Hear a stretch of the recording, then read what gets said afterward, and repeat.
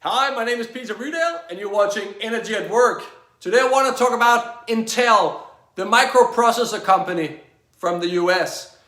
This anecdote from 1985, Intel was a very different animal back then.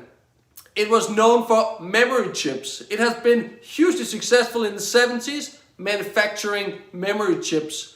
But in the course of the 80s, they were facing very heavy competition from Japanese manufacturers that were doing it more effectively and cheaper. So they were being outcompeted in that market, and they were seeing some potential in the microprocessor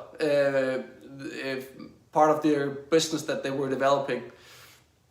So at this stage in this meeting, Gordon Moore and Andy Grove, the CEO and the founder, they had a meeting. That's at least how the anecdote goes. It's like, and then Andy Grove asks Gordon Moore, if the board of directors kicked us out and hired a new management team, what would be the first thing that the new management team did?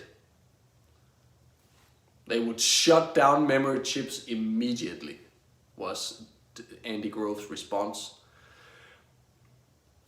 And then they like, why don't we just do it now? Why do the board have to fire us to hire somebody else to do that? Why don't we just do that now? And that's exactly what they did.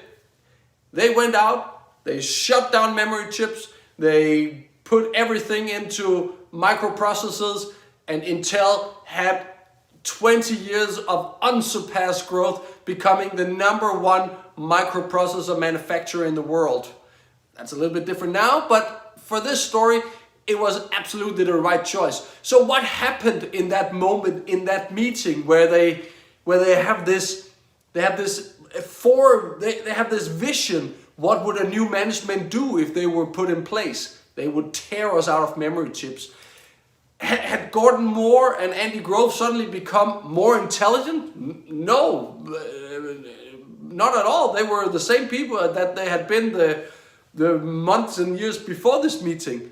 But what they did that was so powerful was they severed their emotional ties to what Intel had been. It had been, and for a long time, a memory chip manufacturer, and it had never been a microprocessor manufacturer.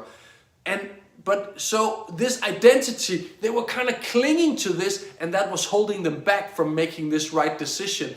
And what he calls in his book, he calls this a strategic inflection point, where they get this vision. Okay, what would a new management do? They would shut down memory chips, and they would bring us into focus much more on microprocessors. So this anecdote, how can we use this in our habits? Well, it's obvious, isn't it? That if we want to build good habits, we have to sever our emotional ties to who am I today?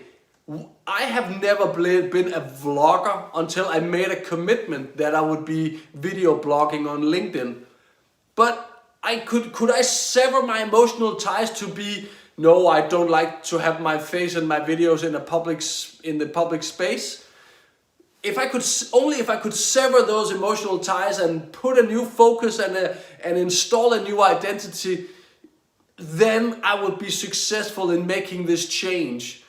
And this is really the foundation of where our habits come from. We first of all need to let go of who we are, or we need to realize that we need to change and sever those emotional ties.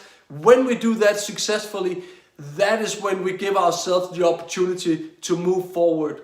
So I really hope that you will not shy away from asking yourself that question: what would a different version of me do?